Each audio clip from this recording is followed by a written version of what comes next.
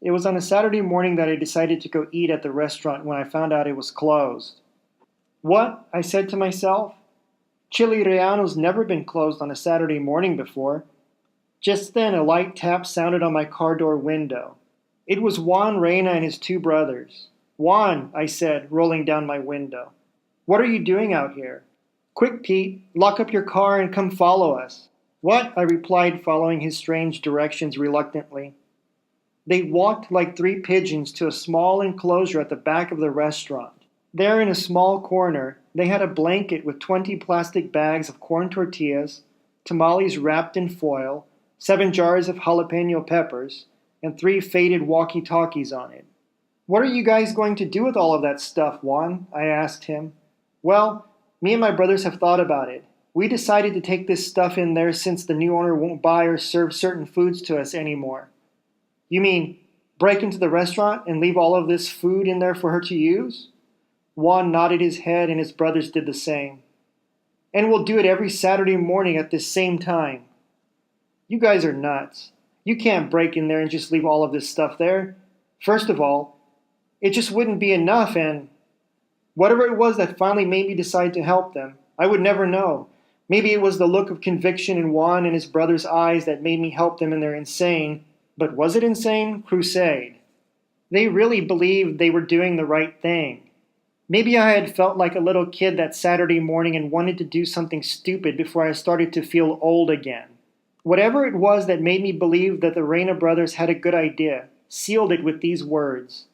We're not stealing from her. We're just trying to help her out to make Arnold's food again, Juan said. But how do you plan to do it without being seen? I asked him. His brother said, Juan got us a real good and solid plan. Listen. Okay. Juan slowly bent down and picked up the 3 faded walkie-talkies, then dropped them all over the rough parking lot. Here, you take this one and you take this one, he said, picking them back up and handing them out to his brothers. Now, listen to me, he told everyone. Pete, you're going to have to help us. Well, I guess, I replied reluctantly. What do you want me to do? We're going to sneak in through the left side of the building, since there's not much traffic along that road. But we'll have a lookout on both sides of the building. That's why we need the walkie-talkies. Me and you, Pete, will go in and leave the stuff by the cash register, Juan said. We're the lookouts, his two brothers said in unison. This'll be great, I replied, shaking my head from side to side. Okay, Pete, you'll have to help me carry the tortillas and stuff. Does everyone remember their code names? Juan asked his brothers. Sparrow, one of his brothers shouted out loud. Mockingbird, the other one replied. Correct. Mine's Blackbird. But Pete here don't have one. Let's see, what can we call you, Pete? They stood there in silence and looked at the ground and their feet. Juan said, I know what we'll call you, Robin. Now let's go. Everyone to their posts. As the two brothers waddled off around the corner of the building, I began to help Juan pick up the bags of corn tortillas. Juan looked over at me and pressed the big red button on the bottom of the walkie-talkie, making it crack and sizzle like baking in a frying pan. The Blackbird has flown, he said softly into it. A reply came on Juan's walkie-talkie. The sparrow is flying. Mockingbird, have you roosted? Juan asked. Mockingbird roosted and guarding her egg, his brother replied through the static. As we lurched our way to the window on the left side of the restaurant, I dropped 2 bags of corn tortillas on the graveled parking lot.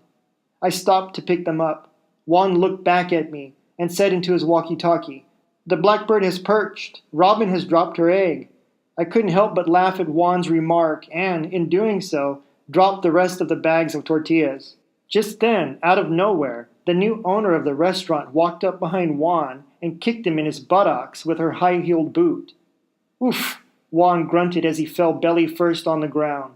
The bags of corn tortillas he was holding in his left hand burst open and flew wildly into the air like 1,000 frisbees over the empty parking lot.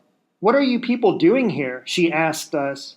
Well, I began to explain when she said, Get off of my property before I call the police on you. Go on. Listen, Juan said, pushing himself off of the pavement. We was just trying to help you. Juan's brothers came around the corner of the building. Híjole, the Blackbird has fallen out of the tree, one of his brothers said. The new owner of Chili Reano stood there and said, What the hell is going on here?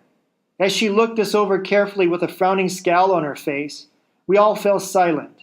See, Juan said, pointing at her. Look at her evilness coming out of her. Sir, she said, you and your insipid brothers have already given me enough trouble. Now, please go, back to your little caves or holes or whatever it is you came from, before I call the police on you. Will you change things back to the way Arnold had them before? He asked her. No. ¿Por qué? Because I run things my way and that's it. Now go. We're leaving right now, ma'am. No need to get upset. They thought they were doing the right thing. A good deed for you, that's all, I said. There's no good deeds done in this city. I don't need any help in being told how to run my restaurant. Yes, ma'am, I can see that. It's just, well, they're my friends and...